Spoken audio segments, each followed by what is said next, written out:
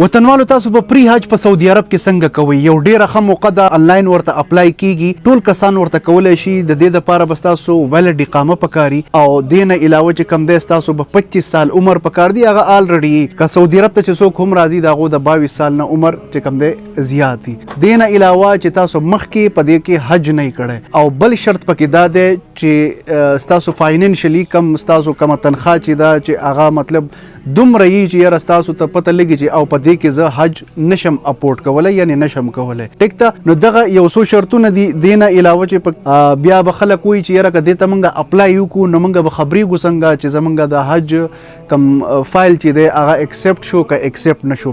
نو دا تاسو ته SMS راځي، ښه باقاعده تاسو ته به ایمیل راځي. دې ته به څنګه اپلای کوئ؟ نو د دې خپل یو ویب سایټ دی، هغې ته به ځئ او اپلای به کوئ.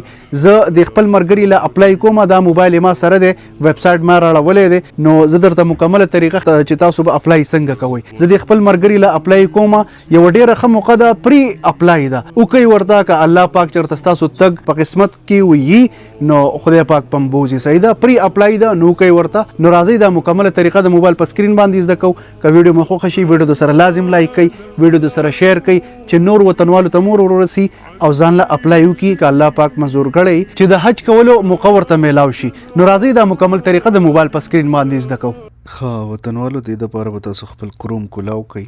دلته کې به تاسو ولیکئ حج العطایر charity.sa. دا موږ سره راواخیستو. دا تاسو کتلی شئ العطایر فاونډیشن، په دې باندې به کلیک کوئ. دې باندې چې تاسو کلیک کوئ تاسو ته به دا انټرفیس شو شي. ټیک ده، دلته کې تاسو ته ویلي دي کوم چې ما تاسو ته په ویډیو کې خبر وکړو دوی چې تاسو مخکې حج نه کړی، تاسو به دا اګری ټو ټرمز اینډ کنډیشن دا به ټیک کوئ او دا به کنټینیو کوئ. دا چې کنټینیو کوئ نو دلته کې بیا تاسو ته وایي چې یاره مطلب تاسو له یو قسمه قسم درکوي. ښه، نو تاسو به ورته وایئ چې او که تاسو نه یې کړی نو تاسو به وایئ آی سویر ټو دیس، مونږه نه دی کړی. نو تاسو به په دې آی سویر ټو دیس په دې کلیک کوئ. وایي زما دې په الله قسم چې او لکه ما حج نه دی کړی. بیا به په دې یس آی سویر بای الله باندې کلیک کوئ. دې چې کلیک کوئ دلته کې به تاسو خپل د اقامې نمبر ور واچوئ. لاندې تاسو ته وایي ډیپارچر لوکیشن چې تاسو په ریاض کې ریاض ور واچوئ، که په مدینه کې مدینه ور واچوئ. ټیک ده، زه په مدینه کې یم نو زه به پکې مدینه ور واچوم. کنټینیو کوم. دلته کې زما نه فرسټ نیم غواړي، فادر د پلار نوم غواړي، د نیکه نوم غواړي، فیملی نیم غواړي، موبایل نمبر غواړي او بل د موبایل نمبر غواړي. نیشنلټي کې تاسو پاکستان ور واچوئ. دلته کې به تاسو خپل ډیټ اف برث ور واچوئ. دې ځای کې به تاسو هغه سټي ور واچوئ کم کې چې تاسو موجود یې. دلته کې چې دا ډیټیلز تاسو فل کړل بیا به په دې کنټینیو باندې کلیک کوئ.